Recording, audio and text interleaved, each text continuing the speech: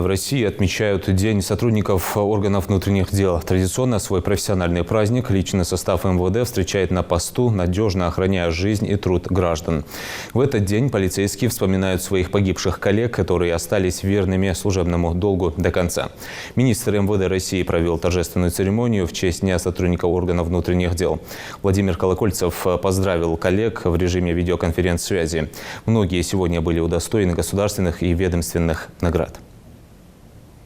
Главой государства дана высокая оценка вашей работы, управленческому потенциалу и, конечно, вкладу вверенных подразделений в решение поставленных задач.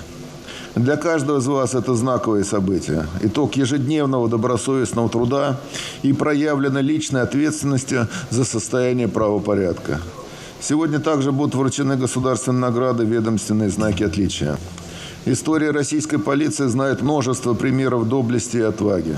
Теперь в эту летопись по праву вписаны ваши имена. Среди награжденных представители различных подразделений. У каждого своя специфика работы и функционал. Но всех объединяет искренняя преданность избранному делу. Отдельно хотел бы отметить отличников учебы образовательных организаций МВД России и сотрудников, признанных лучшими по профессиям. Нужно держать эту высокую планку, постоянно совершенствовать квалификацию, идти вперед к новым, еще более значимым результатам.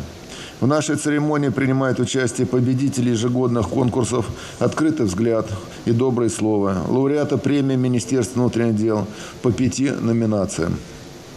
Речь идет о достижениях в области науки и техники, литературы и искусства, физкультуры и спорта, существенном вкладе в укрепление общественного доверия, духовно-нравственное и патриотическое воспитание молодежи. Поздравляю всех награжденных и удостоенных высших специальных званий со знаменательным событием.